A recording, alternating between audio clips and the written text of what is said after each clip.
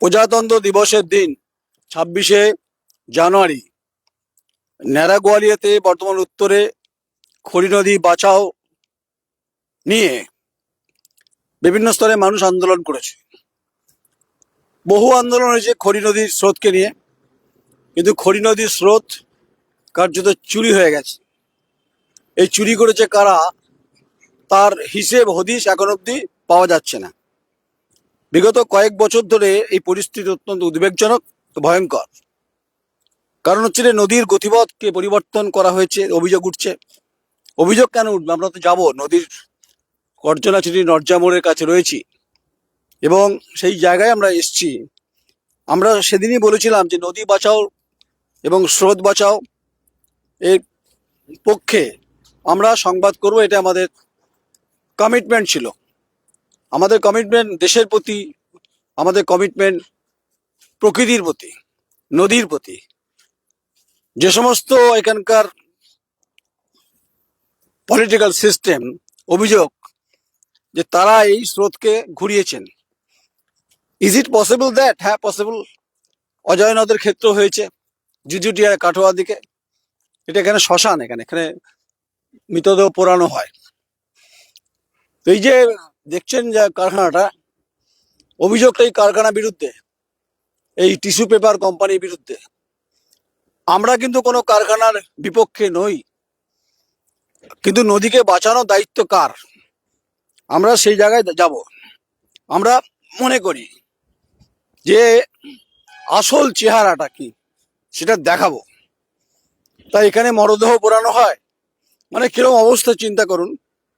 যে এই খড়ি নদীকে অনেকে বলে কাঁদর বলে, এটাকে মানকড় থেকে উৎপত্তি, গলসি হয়ে বর্ধমান উত্তর, ভাতার, মন্তেশ্বর, নাদনঘাট, তারপর গিয়ে দূরে ভাগীরথীতে এই খড়ি নদী বিলীন হয়েছে।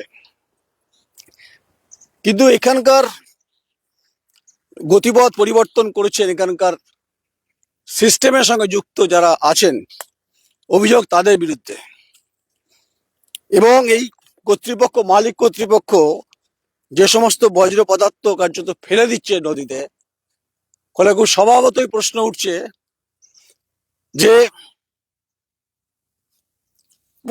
পূর্ব বর্ধমান জেলার দূষণ নিয়ন্ত্রণ পর্ষদ কি করছেন, পশ্চিমবঙ্গ দূষণ নিয়ন্ত্রণ পর্ষদের ভূমিকা কি? এই হচ্ছে জলের চেহারা। ভাবুন, এই জল যদি কেউ পান করে, মৃত্যু অবধারিত। আপনারা জুড়তে থাকুন, আমাদের সঙ্গে থাকুন, আমরা প্রকৃতির প্রতি দায়বদ্ধ। তাই এই কারখানা তৈরির সময় গতিপথকে চুরি করে দেওয়া হয়েছে নদীর, এ অভিযোগ আছে। তাই এখানকার ভাতারে যিনি বিধায়ক মানগোবিন্দ অধিকারী মহোদয়, আপনাকে আমার সরাসরি প্রশ্ন। তার আগে গলসির যিনি বিধায়ক নেপাল ঘুরি, আপনাকেও আমার প্রশ্ন। বর্ধমান উত্তরের নিশীথ মালিক, আপনাকেও প্রশ্ন। এবং মন্তেশ্বরের বিধায়ক, আপনাকে প্রশ্ন। আপনারা কতবার বিধানসভায় যান, বিধানসভায় কতবার প্রশ্ন করেছেন এই খড়ি নদী বাঁচাও নিয়ে, খড়ি নদীকে স্রোত ফিরিয়ে দেওয়ার জন্য? আপনারা কেউ কথা রাখেননি। বিধানসভায় জনপ্রতিনিধিত্ব করেন, আর নদী আমাদের গর্ব, যার ইতিহাস রয়েছে, এটা হচ্ছে ইতিহাসের নমুনা। হ্যাঁ, কালো জলে বিষাক্ত বজ্র পদার্থ কার্যত ঢেলে ফেলা হয়েছে। মানে মুখে চাপা দিয়ে কথা বলতে হয়। এটা কি ভেবেছিল কেউ যে একটা কারখানা গড়ে উঠুক? আমরা কারখানার বিপক্ষে নই, কিন্তু যেভাবে নদীকে, এবং দেখুন এই যে জল যেগুলো বেরোচ্ছে না, এই কারখানা দূষিত জল এখান থেকে বেরোচ্ছে। প্রশ্ন হবে, আপনি সংবাদ করে কি হবে? দ্য কোয়ারির কমিটমেন্ট খুব ক্লিয়ার। তাই এখানকার ভাতারের বিধানসভার বিধায়ক মানগোবিন্দ অধিকারী, আপনাকে বলছি, এই খড়ি নদী বাঁচাও এবং খড়ি নদী নিয়ে কিন্তু এবারে বিধানসভায় ইস্যু হবে, বিরোধীরা করবে, আর আমিও সংবাদটা করব। একই প্রশ্ন বর্ধমান উত্তরে বিধায়ক, আপনাকেও বলছি। আপনার এলাকার মধ্যে, বর্ধমান উত্তরের মধ্যে গেছে, আমার চিত্র সাংবাদিক মুখ ঢাকা দিয়েছে।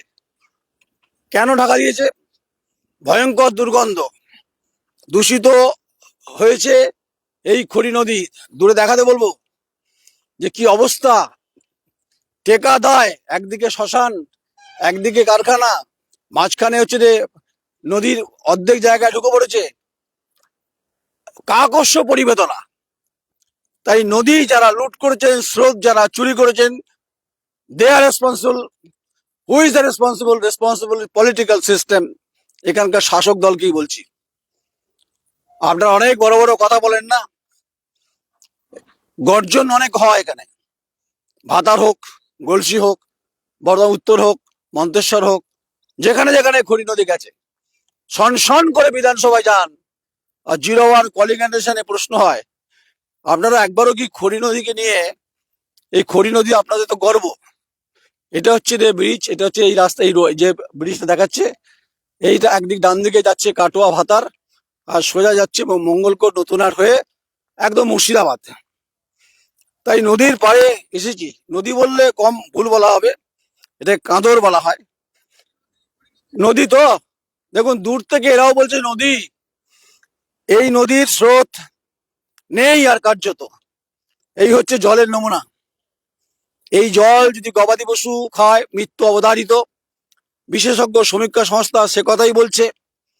যদি মানুষ খায়, তার মৃত্যু অবধারিত, বিশেষজ্ঞ সমীক্ষা সংস্থা বলছে। কারণ যে পরিমাণ বর্জ্য পদার্থ, কেমিক্যাল, যার টেম্পারেচার অনেক বেশি হাই, যা ঢেলে ফেলা হচ্ছে, যে কারণে নিয়ম আছে দূষণ নিয়ন্ত্রণ পর্ষদ, ঘুমোচ্ছেন।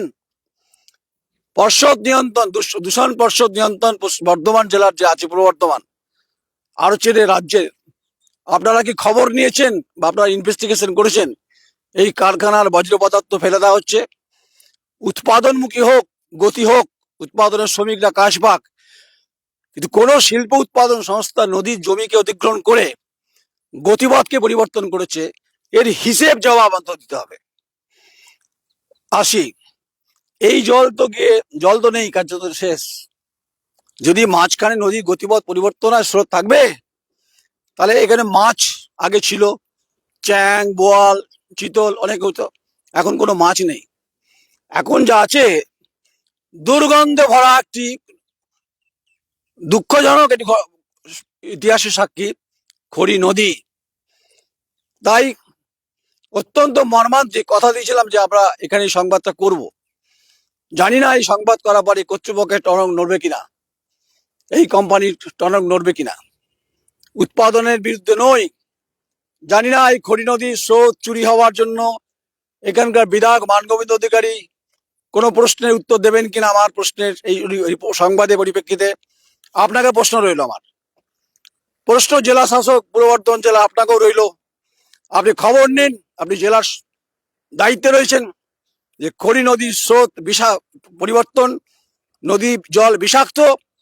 আপনি হচ্ছে নর্জার মোড় কর্জনা যেতে যেতে মুখটাতে বজ্র পদার্থ একটি কারখানা ফেলে দেওয়া হচ্ছে, কেন মোটা জরিমানা হচ্ছে না অভিযোগ করছেন এখানকার মানুষ।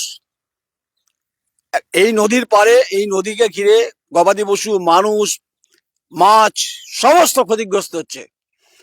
তাই স্রোতকে ফেরানোর দায়িত্ব আমার নয়, আমার কাজ হচ্ছে সংবাদটা করা। তাই মানগোবিন্দ অধিকারী, আপনি বিধায়ক, আপনি জবাব দেবেন। এখানকার ভারতীয় জনতা পার্টি, আপনারা তো অনেক রণসংকল্প সভা করছেন, মিঠুন চক্রবর্তীকে নিয়ে এসে। এখানে কোথায় আপনাদের আন্দোলন? মাঝখানে বামপন্থীরা এসেছিলেন, আন্দোলনটা স্থিমিত হচ্ছে কেন? মাঝপথে থেমে যাচ্ছে কেন? দা কোয়েরি তো থামবে না। বর্ধমান উত্তরের বিধায়ক নিশীথ কুমার মালিক, আপনাকেও প্রশ্ন। আপনি দেখবেন আপনার যে বিধানসভার মধ্যে যে খড়ি নদী গেছে, সেটাও কিন্তু স্রোত বিলুপ্তের পথে। মন্তেশ্বর একই অবস্থা, টাচ করে গেছে।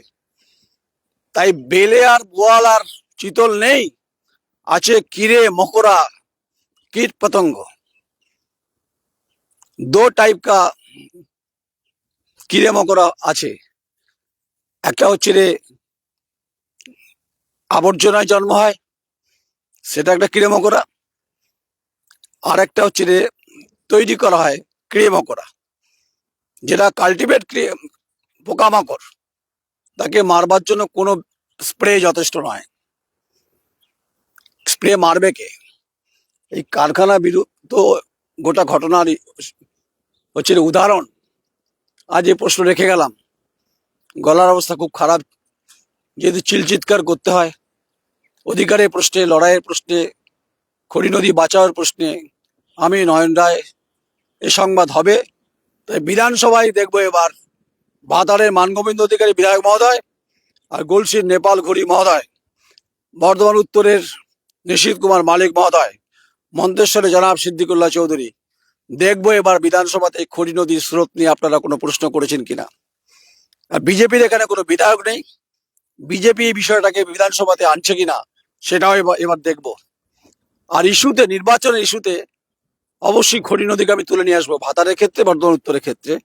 এই কমিটমেন্ট আমি করছি। নমস্কার, আমি নয়ন রায়, আমার চিত্র সাংবাদিক সন্দীপ শেঠ, নরজার মোড়, বর্ধমান, পূর্ব বর্ধমান, রাজ্য পশ্চিমবঙ্গ। দুর্ভাগ্যজনক একটা সাক্ষী থেকে গেলাম। খড়ি নদীর স্রোত চুরিয়ে গেছে, বিষাক্ত হয়েছে। যে কোনো সময় মানুষের মৃত্যুর ঘটনা ঘটে যেতে পারে, কারণ এই জল পান করলে গবাদি পশু মৃত্যু হচ্ছে। হুই ইজ দ্য রেসপন্সিবল? রেসপন্সিবল হচ্ছে এখানকার প্রশাসন, এখানকার পলিটিক্যাল সিস্টেম। জবাব তাদের দিতে হবে। পশ্চিমবঙ্গ, দেশ, ভারতবর্ষ, এরকম ইস্যুতে আমরা জুড়তে থাকবো। আপনারা কমেন্টস করুন। নদী আপনাদের প্রাণ, যা প্রাণের সঞ্চার এনে দেয়। তাই আজকে কোনো আবেগতাড়িত কোনো গান শোনাবার, কলি শোনাবার ইচ্ছা নেই। যা দেখে গেলেন এটাই বাস্তব, এটাই হচ্ছে বর্তমান। ভবিষ্যৎ কি হবে তা বলা হয়তো আমার পক্ষে সম্ভব না। নমস্কার, খুব দুঃখ নিয়ে, ব্যথা নিয়ে ফিরছি। আমি নয়ন রায়, নমস্কার।